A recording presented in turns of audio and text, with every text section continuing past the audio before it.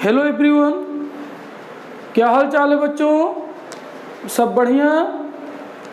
तो चलिए, उम्मीद करता हूँ आप लोग अच्छे हो और बिल्कुल घर में बैठ के आराम से अपनी पढ़ाई को कर रहे हो ना।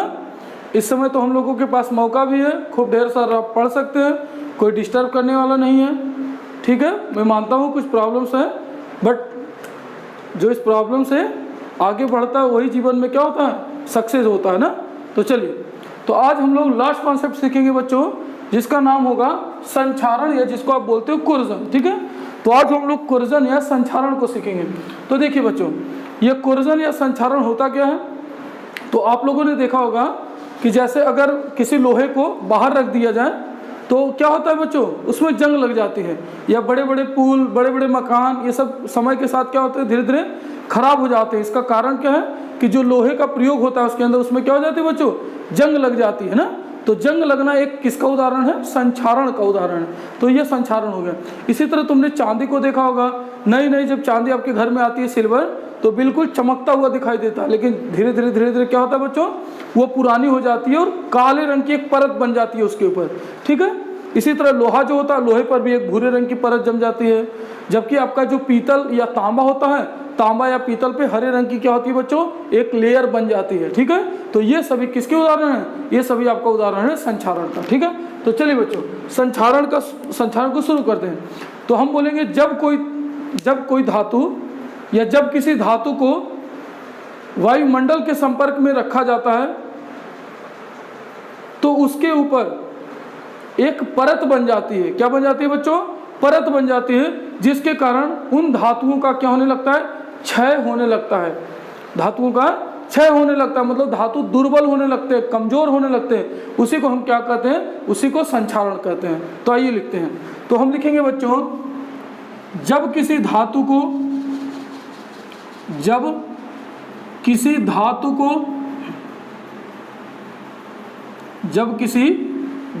को वायुमंडल के संपर्क में रखा जाता है, वायुमंडल के संपर्क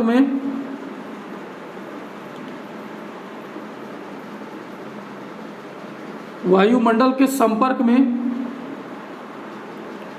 रखा जाता है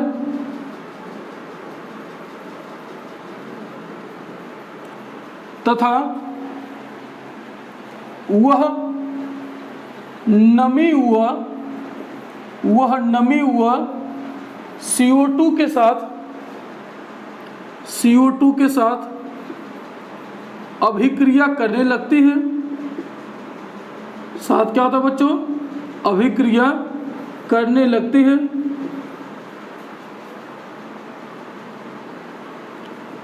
जिसके कारण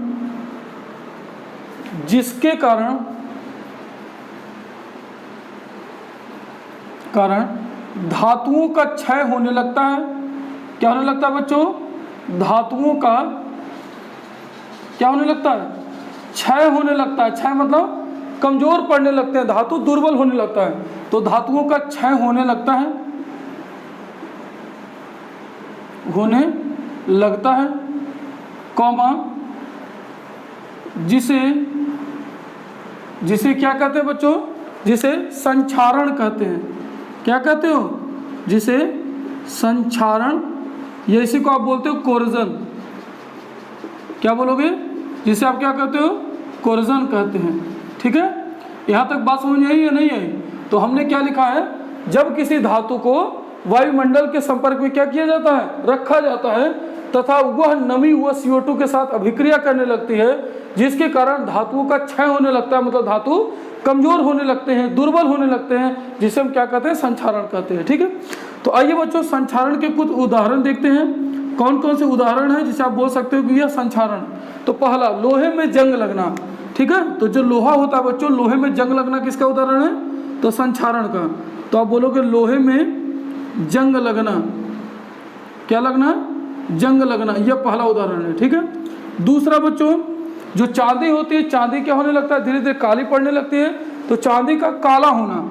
ठीक है, सेकंड है बच्चों चांदी का सिंबल क्या है? Ag, सिल्वर ना।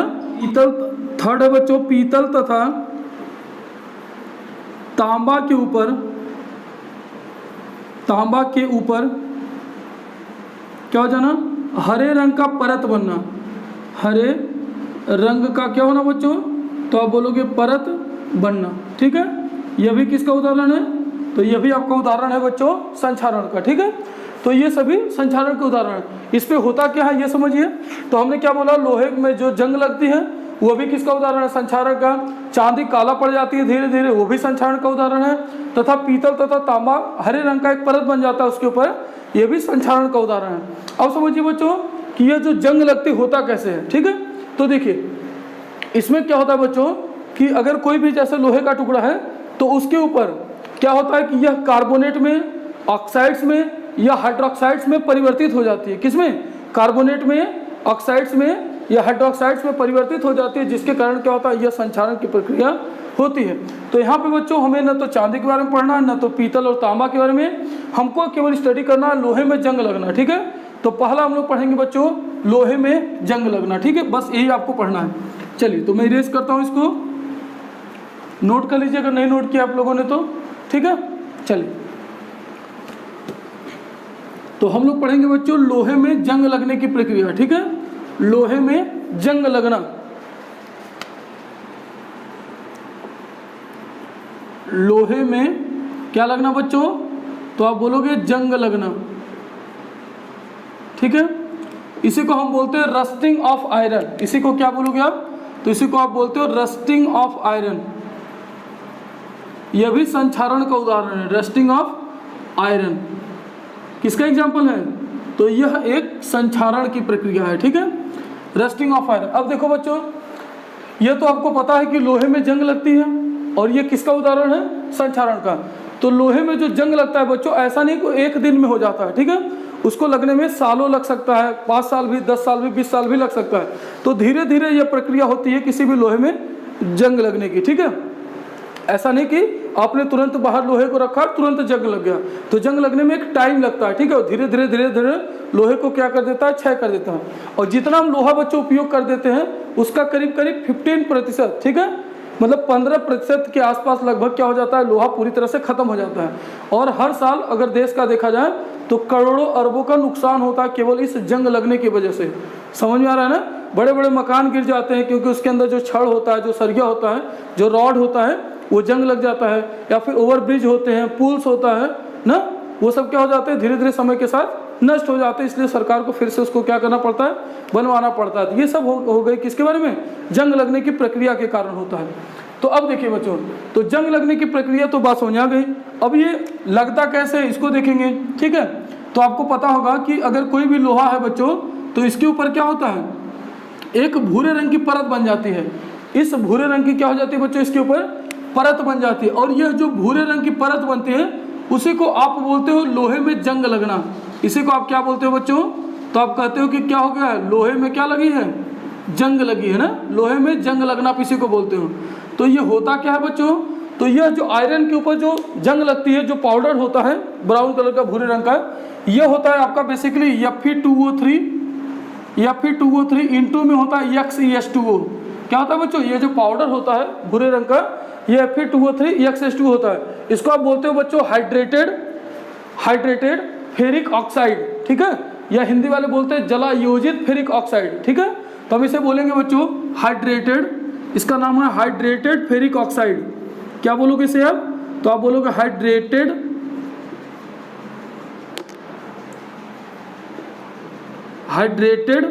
Ferric oxide.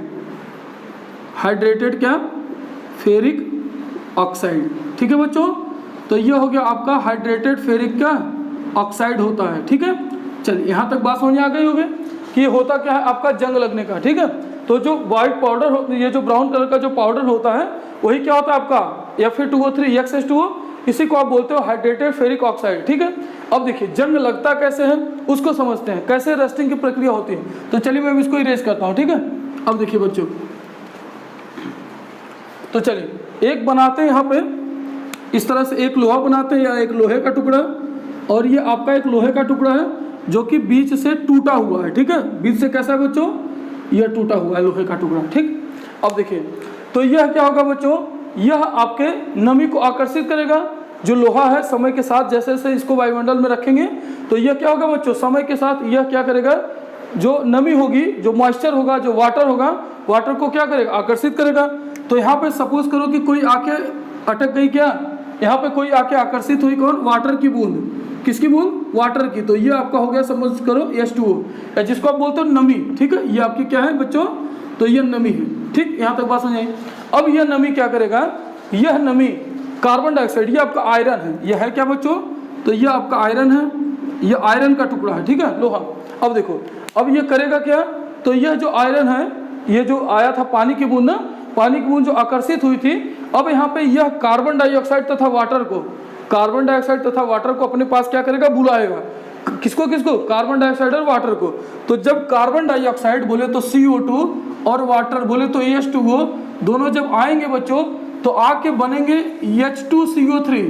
क्या बनेगा, तो आप बोलोगे H2CO3, ठीक है। इस H2CO3 को हम बोलते हैं कार्बोनिक अम्ल, ठीक है, कार्बोनिक अम्ल। जब आप हेनरी का नियम पढ़ रहे होंगे तो वहां पे हमने बताया होगा कि जो कोल्ड ड्रिंक्स होती है उसमें कौन सा अम्ल पाया जाता है, तो कार्बोनिक अम्ल पाया जाता है, ठीक है। ये हो गया H2CO3। आए बात समझे बच्चों। तो यह CO2, इसको आप बैलेंस कर सकते हो, तो देख लो हाइड्रोजन कितना है, 2 और 1 कार्बन, तो कार्बन और ऑक्सीजन 2 इधर 1 इधर 3, तो 3 ऑक्सीजन, ठीक है, H2CO3। अब यह बच्चों जो आपका H2CO3 है, जिसको आप बोलते हो कार्बोनिक अम्ल, यह टूटता है, मतलब आयोनाइज होता है, और आयोनाइज होता है किसमें किसमें, H प्लस में, और प्लस CO3 का डबल माइनस में, ठीक है। H प्लस में मतलब हाइड्रोजन आयन में, प्लस कार्बोनेट आयन में, बोले तो CO3 डबल माइनस में। अब ये कितना हाइड्रोजन है, 2, तो यहाँ पे आप लिख सकते हो क्या बच्चों, 2 H प्लस तथा CO3 का डबल माइनस, ठीक। अब ये देखो, अब होगा क्या बच्चों, यहाँ तक तो बात समझ में आ गई होगी। अब देखिए, अब हम करते क्या है, यहाँ पे देखेंगे कि इस आयरन पे किस प्रकार से ऑक्सीडेशन होता है और किस प्रकार से रिडक्शन, मतलब किस प्रकार से ऑक्सीकरण तथा किस प्रकार से अवकरण होता है, ठीक है। घबराइए मत, पेशेंस के साथ लास्ट तक बने रहिए, आपको सब कुछ समझ आएगा।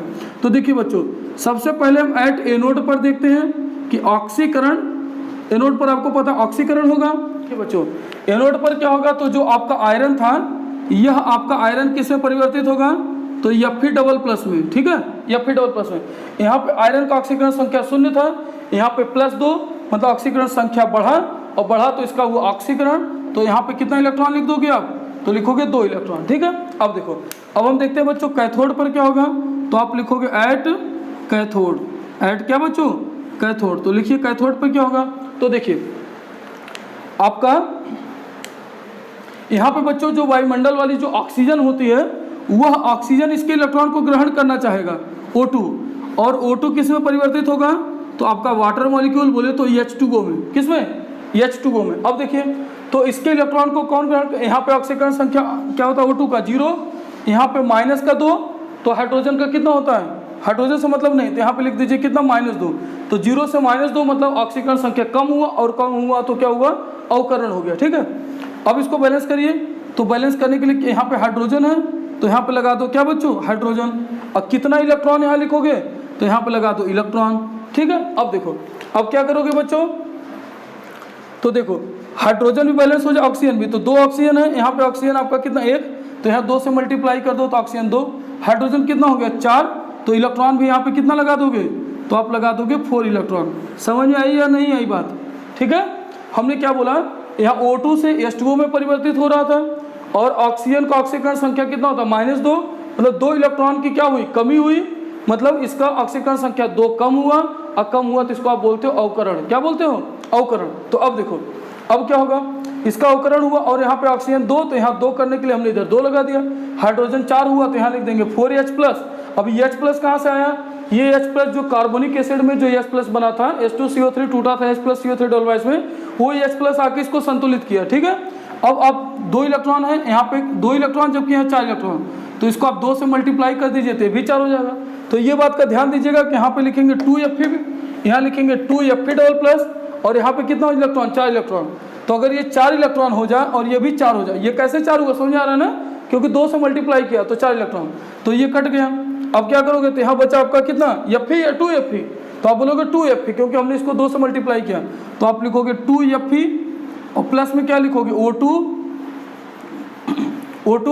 और प्लस क्या बचा बच्चों, तो आपका यहाँ पे क्या हुआ 4H प्लस, तो आप लिख दो 4H प्लस।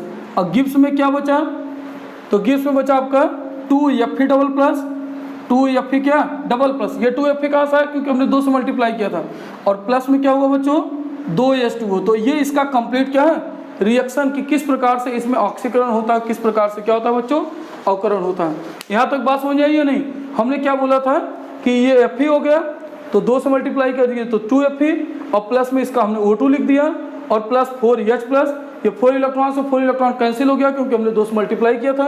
अब यहाँ पे बचा Fe डबल प्लस, तो हम 2 से मल्टीप्लाई किया तो यहाँ लिखेंगे 2Fe डबल प्लस, और प्लस में क्या 2 मोल्स क्या H2O मतलब वाटर मॉलिक्यूल। यहाँ तक बात समझ आए, तो पहले इसको नोट कर लीजिए आप लोग, ठीक है। तो अब देखिए बच्चों आप लोग नोट कर लिए होंगे। अब यहाँ पे क्या होता है अब इसको समझते हैं, ठीक है। तो ये देखिए बच्चों यहाँ पे क्या होगा, तो रस्टिंग की प्रक्रिया होगी इस तरह से ना, इस तरह से क्या होगी यहाँ पे बच्चों रस्टिंग की प्रक्रिया। अब ये देखिए ये जो आयरन है, यह आयरन आपका परिवर्तित होगा Fe डबल प्लस में, किसमें Fe डबल प्लस में। यह भी आयरन किसमें परिवर्तित होगा बच्चों, तो Fe डबल प्लस में, और यह क्या करेगा 2 इलेक्ट्रॉन को त्यागेगा, तो यहाँ पे लिखोगे 2 इलेक्ट्रॉन, यहाँ पे क्या लिखोगे बच्चों 2 इलेक्ट्रॉन, ठीक है। अब देखो यह क्या हो सकता है बच्चों आपका, ये Fe ऑक्सीजन से रिएक्शन कर ले, ठीक है। अगर यह क्या करता है ऑक्सीजन से रिएक्शन कर लेता है तो यह आपका बना लेता है क्या Fe2O3, क्या बना लेता है बच्चों, तो आप लिखोगे Fe2O क्या 3 बना लेता है, ठीक है। अब देखो यह Fe बच्चों Fe डबल प्लस 2 इलेक्ट्रॉन त्याग के कि अगर मान लीजिए किसी तरह से यह क्या हो जाए 4 इलेक्ट्रॉन में परिवर्तित हो जाए, तथा यह क्या करे H2O और O2 से अभिक्रिया कर ले, तो यह जो आपका है यह परिवर्तित हो जाता है किसमें, तो Fe2O3, और क्या हो जाएगा बच्चों Fe2O3, और यहाँ पे लिखोगे XeH2O, ठीक है। इसको अभी मैं पूरी बात समझाता हूँ, पहले समझो।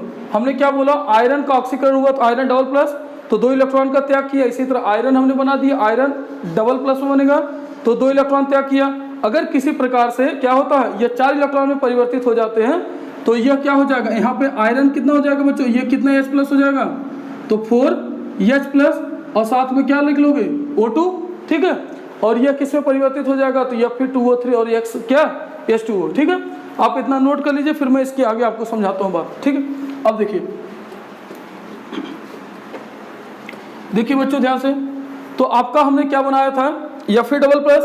अब यह Fe डबल प्लस बच्चों जो आपका वायुमंडल है उसमें क्या करेगा, यह वाटर के साथ तथा O2, तो यहाँ पे लिख लो आप H2O, और साथ में क्या लिखो O2 से अभिक्रिया करेगा, और यह परिवर्तित हो जाएगा किसमें Fe2O3, किसमें परिवर्तित हो जाएगा बच्चों Fe2O3।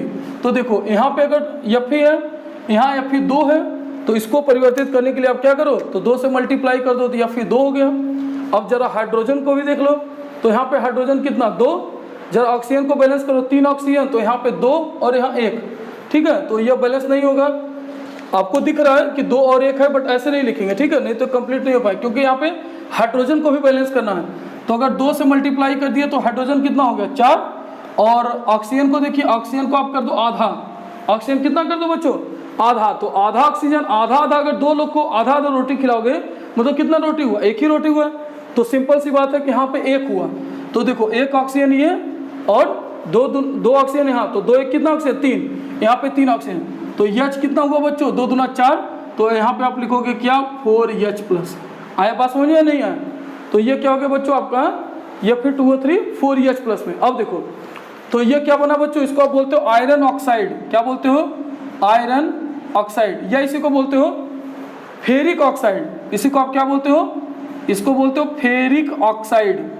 आ रहा समझ में, इसको क्या बोलोगे, इसको आप बोलोगे फेरिक ऑक्साइड, ठीक है। अब देखो इसका ऑक्सीकरण संख्या कितना होता है, तो ऑक्सीजन का -2, तो 3 ऑक्सीजन का -6, तो Fe पे प्लस का 6, तो 2 Fe पे कितना हो गया +6, तो 1 Fe पे कितना है +3, तो यहाँ पे ऑक्सीकरण संख्या प्लस का 3 होता है। आप कोशिश करिएगा जो मैं समझाया हूँ, ऑक्सीजन पे -2, तो 3 ऑक्सीजन पे -6, तो Fe पे कितना प्लस का 6, लेकिन 2 Fe पे +6, तो 1 Fe पे कितना प्लस का 3, ठीक है।